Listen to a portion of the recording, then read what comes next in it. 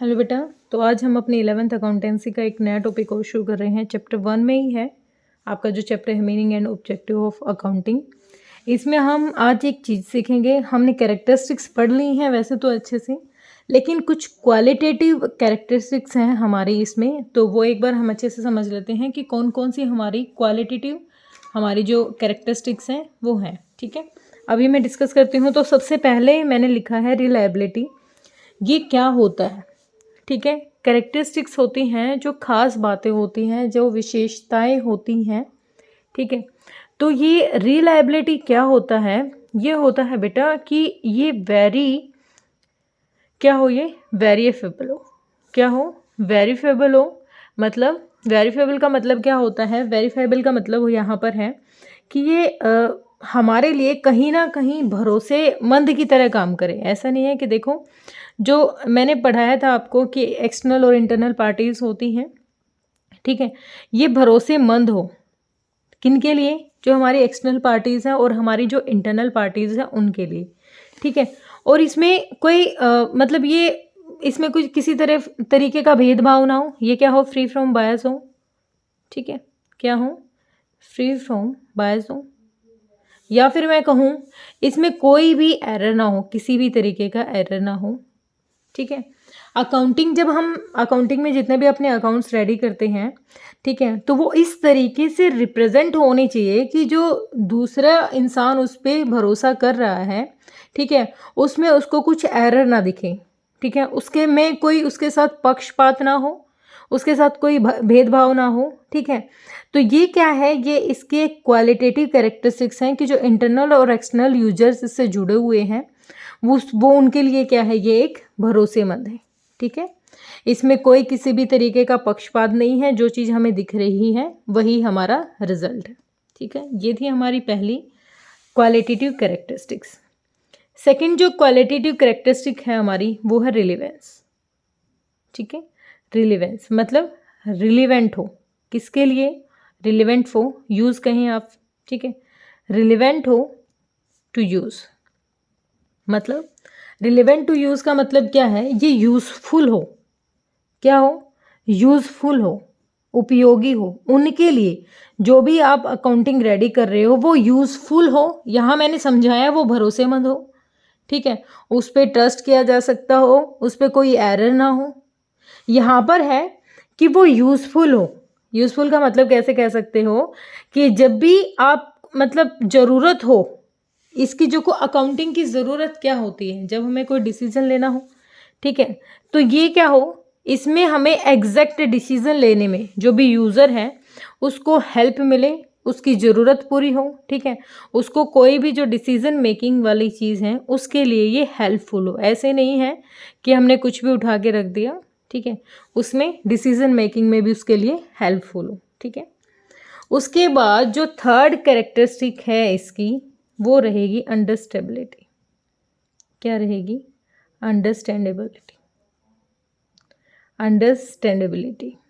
ठीक है, मतलब इसमें मैं कह सकती हूँ कि जो यूजर्स हैं, users are able to understand it. जो यूजर्स हैं, देखो यहाँ पर बात चल रही है उन यूजर्स की जो इससे जुड़े हुए हैं।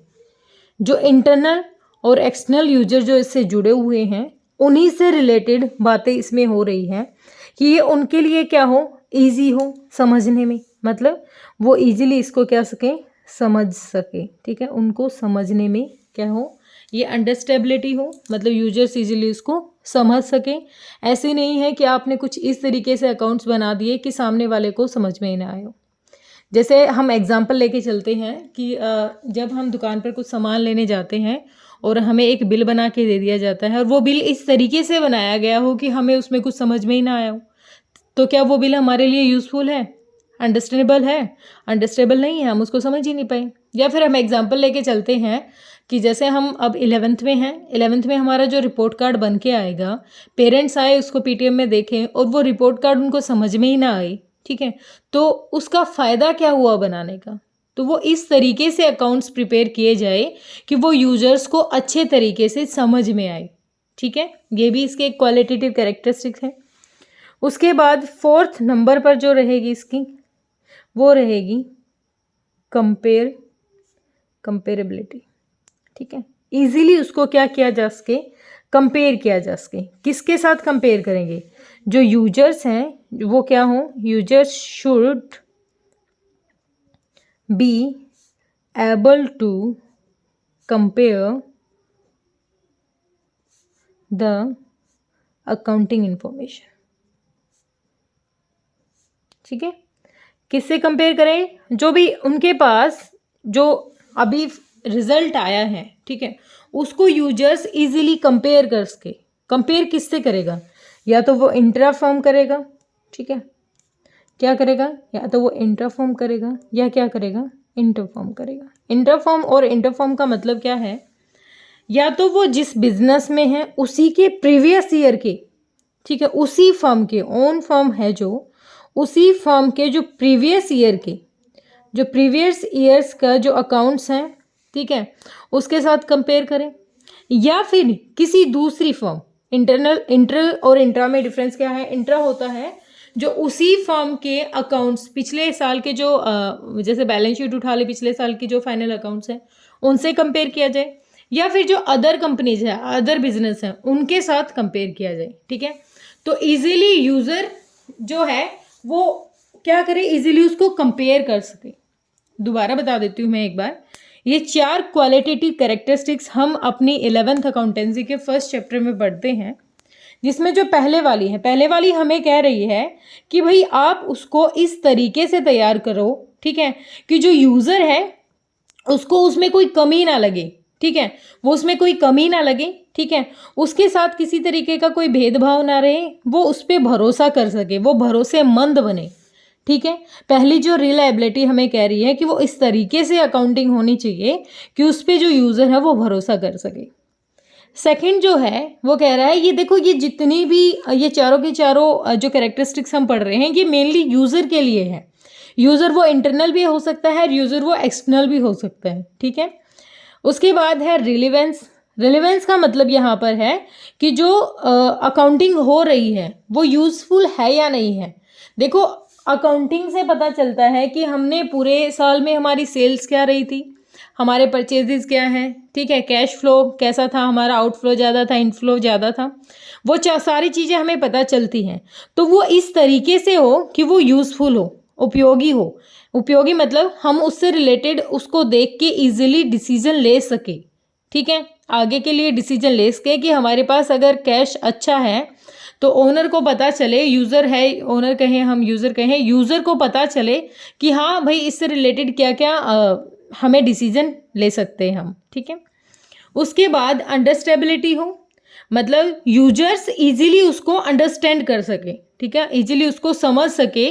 ठीक है, वो इस तरीके से रिप्रेजेंट की गई हो, इस तरीके से उसको बनाया गया हो कि यूजर उसको इजीली क्या कर सके, समझ सके। ठीक है, यूजर को उसको समझने में प्रॉब्लम ना हो। ठीक है, उसको इस तरीके से बनाया गया हो, बिल्कुल एग्जैक्ट, उसमें कुछ गड़बड़ मतलब बीच में कटिंग वटिंग या फिर उसको इस तरीके से बना दिया जाए कि यूज़र को समझ में ही ना आए। तो ऐसी नहीं होनी चाहिए, उसको इजीली यूज़र को समझ में आए। कंपेरेबिलिटी का मतलब यहाँ पर है कि जो यूज़र है वो कंपेयर भी कर सके। उसको देखो यहाँ समझने लायक बना दिया, समझने लायक बना दिया तो वो कंपेयर करे, किसी से भी कंपेयर कर सकता है। वो इंटर खुद की फर्म के साथ पिछले साल के जो अकाउंट्स हैं उनको उठा के देखे, या फिर किसी दूसरी फर्म से भी कंपेयर कर सकता है। ठीक है, कंपेयर मतलब कंपेरेटिबिलिटी कैसे होती है, कंपेयर कैसे करके, कंपेयर क्यों करना पड़ता है हमें कंपेयर? देखो, पिछले साल के हम अपनी फर्म से कंपेयर करेंगे तो हमें पता चलेगा इस साल हमने ग्रोथ की है, ठीक है, इस साल हमारा लॉस हुआ है, प्रॉफिट हुआ है, ठीक है, इस साल हमने क्या क्या चीज़ें प्रोग्रेस की है, हमने कितनी प्रोग्रेस की है। दूसरी फर्म से करेंगे तो हमें पता चल जाएगा कि मार्केट में प्रेजेंट में हमारी सिचुएशन कैसी है। ठीक है, वो भी हम कंपेयर कर सकते हैं। तो उसकी कंपेरेबिलिटी की ज़रूरत कहाँ पड़ती है हमें? जब हम किन्हीं दो चीज़ों के साथ कंपेयर करें, इंट्रा फर्म या इंटर फर्म। इंट्रा फर्म देखो नाम से ही थोड़ा सा अलग लग रहा है, लेकिन ध्यान से समझो। इंट्रा फर्म होता है खुद की फर्म से, खुद की फर्म के पिछले जो अकाउंट्स हैं उनसे कंपेयर किया जाए, और इंटर फर्म होता है किसी दूसरी फर्म के अकाउंट से कंपेयर किया जाए। ठीक है, तो ये फाइनेंशियल पोजीशन का भी कंपेयर कर सकते हैं हम यहाँ पर। ठीक है, या फिर हमारे जितने भी अकाउंट्स हैं उनको भी हम क्या कर सकते हैं, कंपेयर कर सकते हैं। तो ये 4 मेनली कैरेक्टरिस्टिक्स हमारी यूज होती हैं। ठीक है, तो होप बेटा आपको वीडियो अच्छी लगी होगी। अगर आपको वीडियो अच्छी लगी है तो लाइक एंड सब्सक्राइब कीजिए। Thank you so much.